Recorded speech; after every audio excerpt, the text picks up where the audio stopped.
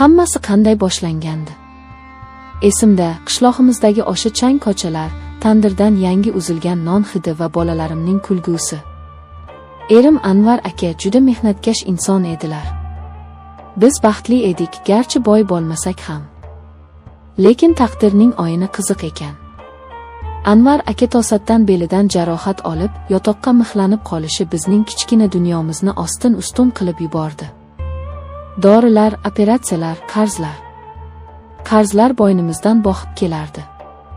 Har kuni darvoza taqillab, qarzini so'rab keladiganlar ko'paydi. Bolalarimning ko'ziga qarashga uyalib qoldim. Men ketaman, Anvar aka dedim bir kuni kechqurun. Rossiyaga ketaman. Hamma ketyapti-ku. 1-2 yil ishlayman, qarzni uzamiz, uyni to'xirlaymiz, keyin qaytaman. Erimning ko'zlaridagi o'sha chorasizlik va og'riqni hech qachon unutmayman. Erkak kishi uchun ayolini mardikorlikka yuborishdan oxirroq dard bormikan? U indamadi, faqat yuzini devorga o'girib oldi. Yig'laganini bilardim. Toshkentdan poyezdga chiqqanimda yuragimning yarmi qolib ketgandek bo'ldi. 2 o'g'lim, jajji qizaloqim onamning bag'rida qoldi. Oyi, tez keling, biz sizni kutamiz, dedi katta o'g'lim. Men esa faqat bosh irg'adim, tomog'imga tiqilgan tosh gapirishga imkon bermasdi. Rossiya. Bu shahar meni sovuq quchoq ochib kutib oldi. Katta binolar, hamma joy beton, hamma joy kulrang. Odamlarning ko'zlari ham xuddi havosi kabi sovuq. Biz bir yerto'lada 15 nafar ayol turardik. Ishimiz oxir edi. Ertalabdan kechgacha idish yuvish, pol tozalash, qora ishlar. Hatto qo'llarim yorilib ham ketdi. Lekin har oy uyga pul jo'natganimda, telefon ekranida bolalarimning rasmini ko'rganimda, hamma charchoqlarim chiqib ketardi. Yana oz qoldi, chida Zulxumor, derdim o'zimga o'zim. O'sha mash'um kun. O'sha la'nati kun. Kuzning oxirlari edi. Kunlar qisqarib, erta qorong'u tushardi. Men ishlaydigan oshxona shahar chekkasida joylashgan edi. Odatda boshqa ayollar bilan qaytardim, lekin o'sha kuni xo'jayin meni olib qoldi. Banket bor, ko'proq idish yuvish kerak, pulini qo'shib beraman, dedi. Pul kerak edi. Rozi bo'ldim. Soat tunga yaqinlashganda ishim tugadi. Tashqariga chiqdim. Yomg'ir aralash qor yog'ardi. Ko'cha chiroqlari xira yonib turar, atrofda hech kim yo'qdek edi. Avtobus bekatiga yetib olish uchun tashlandiq garajlar orasidan o'tish kerak edi. Bu yo'ldan 100 marta yurganman, qo'rqmasdim. Lekin shu kuni yuragim boshqacha urardi. Xuddi qora bulut boshimda aylanayotgandek. Garajlar orasiga kirganimda orqamdan oyoq tovushlarini eshitdim. Burilib qaradim. Hech kim ko'rinmadi. Vahima qilyapsan, dedim o'zimga. Tezroq yurishga harakat qildim. Lekin qadam tovushlari ko'paydi. Bitta emas, bir nechta. Yuragim ko'kragimni yorib chiqqudek ura boshladi. To'satdan oldimdan 2 kishi chiqdi. Orqamga qaytmoqchi bo'ldim, u yerda ham yo'limni to'sishdi. Ular ko'p edi. Juda ko'p. Chamasi 9 ta edilar. 9 ta och bora. Ularning yuzlarini ko'ra olmadim. Qo'yib yuboringlar, pulimni olinglar, tegmanglar, deb qichqirdim. Ovozimdagi titroq o'zimga ham eshitildi. Ulardan biri, eng baland bo'ylisi, xoxolab kuldi. Bu kulgi insonning kulgisiga o'xshamasdi, bu jahannamdan chiqqan iblisning nolasiga o'xshardi. Bizga puling kerak emas, krasavitsa, dedi u. Shu on dunyo ko'z o'ngimda qoraydi. Qochmoqchi bo'ldim, lekin oyoqlarim menga bo'ysunmadi. Ular meni orab olishdi. 9 kishi. Bir ojiza ayolga qarshi 9 nafar erkak. Bu qanday pastkashlik? Bu qanday vahshiylik? Men qarshilik ko'rsatdim, tishladim, tepdim, yig'ladim, yalinib yolvordim. Bolalarim bor, onangiz yo'qmi sizlarni, deb baqirdim. Lekin ularning quloqi kar, ko'zlari ko'r edi. Ular insoniylikni yo'qotgan yirtqichlar edi. Osmonga qaradim, qora bulutlar oyni to'sib qo'ygan edi. Xuddi Xudo ham mendan yuz o'girgandek tuyuldi o'shanda. Keyin esa faqat zulmat. Og'riq. Cheksiz, tubsiz og'riq. Tanamdagi og'riqdan ko'ra ruhimdagi, nomusimdagi og'riq 1000 barobar kuchliroq edi. Men o'sha sovuq yerda, loy va qor aralash tuproqda yotib olimimni so'radim. Ular navbatma-navbat. 9 kishi. Mening ayollik sha'nimni, insonlik g'ururimni, butun hayotimni toptashdi. Ular nafaqat tanamni, balki qalbimni ham oldirishdi o'sha kecha. Qancha vaqt o'tganini bilmayman. Ular ketishdi. Meni xuddi keraksiz buyumdek tashlab ketishdi. Qorong'ulikda yolg'iz qoldim. Yomg'ir yuzimga yog'ardi, xuddi osmon mening holimga yig'layotgandek tuyulardi. O'rnimdan turishga kuchim yo'q edi.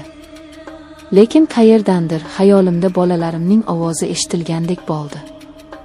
Sudralib o'rnimdan turdim. Kiyimlarim yirtilgan, butun vujudim momataloq. Men endi avvalgi Zulxumor emasdim. Men ifloslangan, bulg'angan, singan edim. Qayerga boraman? Politsiyagami? Kimga nima deyman? Meni 9 kishi xorladi deymanmi? O'zbekchiligimizda bu olimdan ham oxir-ku. El-yurt oldida qanday bosh ko'tarib yuraman? Erimning, aka-ukalarimning yuziga qanday qarayman? Buzuq degan tamxa peshonamga bosiladimi endi? Bu savollar miyamda charx urardi. Yashaydigan joyimga qanday yetib borganimni eslolmayman. Xonadoshlarim uxlab yotishardi. Vannaga kirdim. Suvni ochib soatlab yuvindim. Terimni shilib tashlagudek ishqaladim. Tanamdagi loyni yuvib tashladim. Lekin ichimdagi kirni, o'sha iflos qonlarning izini yuvib tashlay olmasdim. Kozgudagi aksimga qaradim. U yerda tirik murda turardi. Tong otguncha yig'lab chiqdim. Ovoz chiqarib yig'lashga haqqim yo'q edi, boshqalar uyg'onib qolishi mumkin. Ichimga yutgan ko'z yoshlarim zaharga aylanib, butun vujudimni zaharlayotgandek edi. Ertasiga ishga chiqmadim. Undan keyingi kun ham. Xonadoshlarim kasal bo'lib qoldi deb o'ylashdi. Men esa rostdan ham kasal edim, faqat mening kasalimni hech qanday dori davolay olmasdi. 3 kundan keyin onam telefon qildi. Ekranda onajonim degan yozuvni ko'rib qo'lim qaltirab ketdi. Qizim, tuzukmisan? Ovozing g'alati chiqyapti, tinchlikmi? Dedi onam xavotir bilan. Tinchlik, oyi. Shunchaki shamollab qoldim, dedim zo'rg'a. Ovozim o'zimniki emasdi. O'zingda ehtiyot qil, bolam. Bu yerda hamma seni sog'ingan. Anvaring ham kunda seni so'raydi.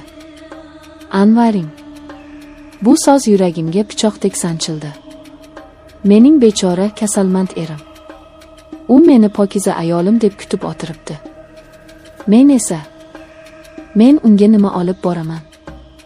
Singan g'ururimni va toptalgan nomusim nima? Kunlar o'tyapti. Men hamon shu sovuq shahardaman. Ishga qaytdim, chunki boshqa ilojim yo'q. Pul kerak. Qarzlarni uzish kerak. Lekin endi men odamlardan qo'rqadigan bo'lib qoldim. Ko'chada erkak kishi ko'rsam etim junjikib ketadi. Qorong'u tushishi bilan vahima bosadi. Har kecha tushimda o'sha tunni ko'raman. O'sha badbashara yuzlar, o'sha jirkanch kulgular, o'sha azob. Ba'zan o'ylayman, balki o'sha yerda olib qolganim yaxshimidi. Shunda hamma baxtsiz hodisa deb o'ylardi, nomusim ham toza ketardi. Endi esa men tirikman, lekin ich-ichimdan olib bo'lganman. Bu sirni hech kimga aytolmayman. Qishlog'imga qaytishni o'ylasam qo'rquvdan titrayman. Erimning ko'ziga qanday qarayman? Agar bilsa nima bo'ladi? Balki meni kechirar. Yo'q, erkak kishi buni ko'tara olmaydi. U o'zini aybdor his qiladi, eziladi yoki mendan jirkanadi. Buni ko'tara olmayman. O'tgan kuni shifokorga bordim, tekshiruvdan o'tish uchun emas, shunchaki tanamdagi jarohatlarni ko'rsatgani. U menga shubha bilan qaradi, lekin indamadi. Menga rahm qilishlarini xohlamayman. Men faqat unutishni xohlayman. Xotiramni o'chirib tashlashni xohlayman. Hozir deraza oldida o'tiribman. Tashqarida qor yog'yapti. Oppoq, beg'ubor qor. U hamma narsani yopib ketyapti. Qaniydi mening dardimni ham shunday yopib ketsa. Men Zulxumor. Bir vaqtlar baxtli ayol, quvnoq ona edim. Hozir esa kimligimni bilmayman. Men taqdirning charxpalagida ezilgan, musofir yurtda xazon bo'lgan bir gulman. Faqat bitta narsa meni ushlab turibdi. Bolalarim. Ular uchun yashashim kerak. Ular uchun bu azobni, bu sharmandalikni ichimga yutib, tishimni tishimga qo'yib ishlashim kerak. Toki ular hech qachon muhtoj bo'lmasin, toki ular hech qachon men ko'rgan kunlarni ko'rmasin. Lekin Xudodan so'rayman. Ey buyuk zot, bu dunyoda adolat bormi? Meni xorlagan o'sha 9 kishi hozir issiq uylarida, balki o'z oilalari bahrida kulib o'tirgandir. Ularning vijdoni qiynamaydimi? Yoki bu dunyoda kuchlilar va vahshiylar uchun qonun yo'qmi? Javob yo'q. Faqat shamol uvillaydi. Va men yana o'sha sovuq to'shakka yotib tong otishini kutaman. Tunsiz, zulmatsiz tongni orzu qilib.